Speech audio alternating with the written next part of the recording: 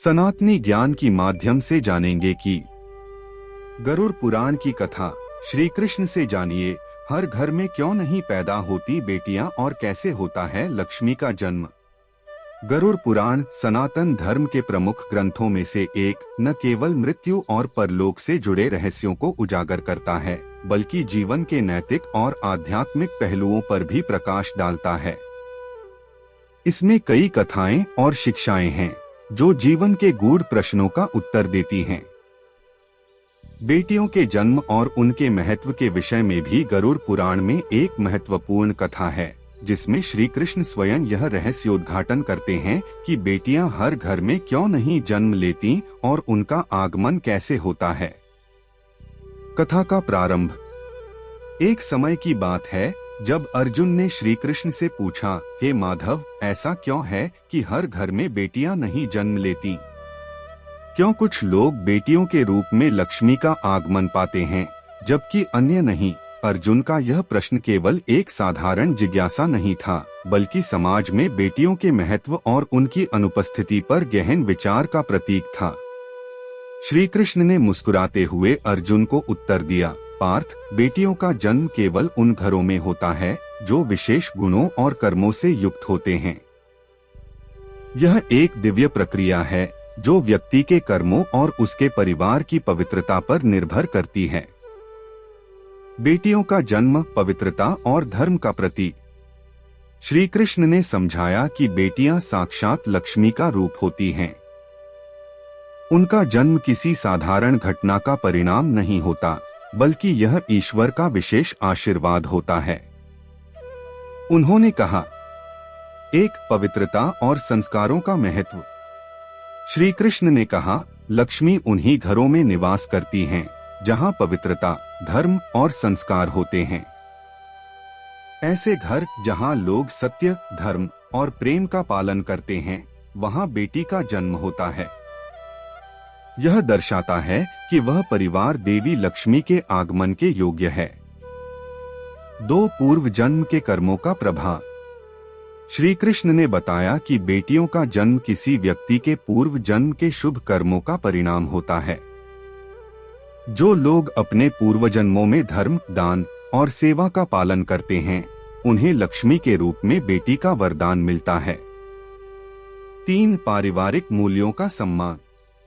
जिन घरों में स्त्रियों का सम्मान किया जाता है, जहां माता पिता और गुरुजनों की सेवा की जाती है, वहीं पर बेटियां जन्म लेती हैं। बेटियों का महत्व। गरुड़ पुराण के अनुसार बेटी केवल एक संतति नहीं है, वह परिवार की उन्नति और समृद्धि का आधार होती है। श्री कृष्ण ने अर्जुन को बताया, बेटी के जन्म से घर में सुख, शांति और ऐश्वर्य आता है। वह परिवार को आध्यात्मिक रूप से संपन्न बनाती है। 1, देवी स्वरूपा। बेटियां देवी स्वरूपा होती हैं। उनका पालन पोषण करना, उनकी रक्षा करना और उन्हें शिक्षित करना ईश्वर की सेवा के समान है। जो लोग बेटियों को सम्मान देते हैं, वे साक्षात देवी लक्ष्मी को प्रसन्न करते हैं। 2, परिवार की उन्नति। श्री कृष्ण ने कहा, जिन घरों में बेटियां होती हैं, वे घर सामाजिक और आध्यात्मिक दोनों रूपों से उन्नत होते हैं। बेटियां न केवल परिवार का नाम रोशन करती हैं, बल्कि अपने गुणों और कर्मों से समाज को भी नई दिशा देती हैं। 3, धार्मिक दृष्टिकोण। बेटियों का जन्म किसी परिवार में पवित्रता और धर्म का प्रतीक है। वे एक परिवार को, नई पीढ़ी को नैतिक और आध्यात्मिक मार्ग पर ले जाने में सक्षम बनाती हैं। हर घर में क्यों नहीं होती बेटियां? श्री कृष्ण ने यह भी बताया कि हर घर में बेटियां क्यों नहीं होती। इसके पीछे मुख्यतः 3 कारण बताए गए। 1, अधर्म और पाप का प्रभाव। जिन परिवारों में अधर्म, हिंसा और पापों का प्रभाव अधिक होता है, वहां लक्ष्मी रूप में बेटियों का जन्म नहीं होता। ऐसे घर जो स्त्रियों का अपमान करते हैं, वहां बेटियां जन्म नहीं लेती। 2, भविष्य की सुरक्षा का अभाव। श्री कृष्ण ने कहा कि बेटियों के जन्म के लिए ईश्वर यह सुनिश्चित करते हैं कि वह परिवार उनकी सुरक्षा और शिक्षा का ध्यान रख सके। जो परिवार इस दायित्व को निभाने में सक्षम नहीं होते, वहां बेटियां जन्म नहीं लेती। 3 कर्मों की असमर्थता। बेटियों का जन्म पूर्व जन्मों के कर्मों पर भी निर्भर करता है। यदि किसी व्यक्ति या परिवार ने अपने पूर्व जन्म में स्त्रियों का अपमान किया है, तो वह परिवार बेटियों के जन्म का आशीर्वाद प्राप्त नहीं कर पाता।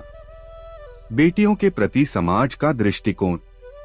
श्री कृष्ण ने अर्जुन से कहा, पार्थ, बेटियों का जन्म एक घर के लिए सौभाग्य और गर्व का विषय है। उन्हें देवी लक्ष्मी के रूप में देखना चाहिए।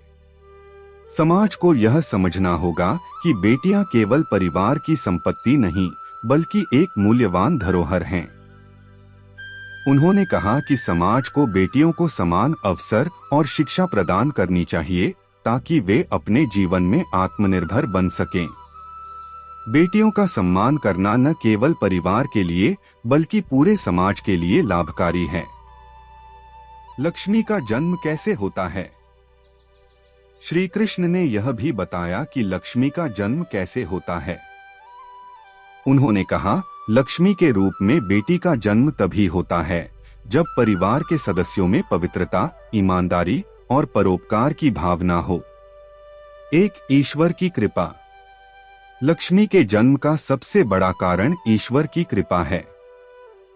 जब कोई परिवार अपने कर्मों और व्यवहार से ईश्वर को प्रसन्न करता है, तो लक्ष्मी के रूप में बेटी का जन्म होता है। 2 धार्मिक अनुष्ठान और साधना। जो परिवार धार्मिक अनुष्ठानों, दान और सेवा में लिप्त रहते हैं, वहां बेटियों का जन्म होता है। यह दर्शाता है कि वह परिवार धर्म और आध्यात्मिकता के मार्ग पर अग्रसर है। श्री कृष्ण का संदेश। अंत में श्री कृष्ण ने अर्जुन को यह संदेश दिया, पार्थ, बेटियों को सम्मान और प्रेम देना ईश्वर की आराधना के समान है। जिस घर में बेटियों का जन्म होता है, वह घर धन, ऐश्वर्य और शांति से परिपूर्ण होता है। बेटियों को केवल परिवार की जिम्मेदारी के रूप में नहीं, बल्कि एक दिव्य आशीर्वाद के रूप में देखना चाहिए। गरुड़ पुराण की यह कथा हमें यह सिखाती है कि बेटियां केवल परिवार की सदस्य नहीं होती, बल्कि वह उस परिवार की आध्यात्मिक और सामाजिक उन्नति का आधार होती हैं। उनके जन्म को ईश्वर की कृपा और आशीर्वाद मानते हुए हमें उनकी सुरक्षा, शिक्षा और सम्मान सुनिश्चित करना चाहिए। आपको कैसा लगा जानकर? अगर सुनने में अच्छा लगा हो तो कमेंट बॉक्स में जरूर बताएं और अपना भी राय बताएं। धन्यवाद।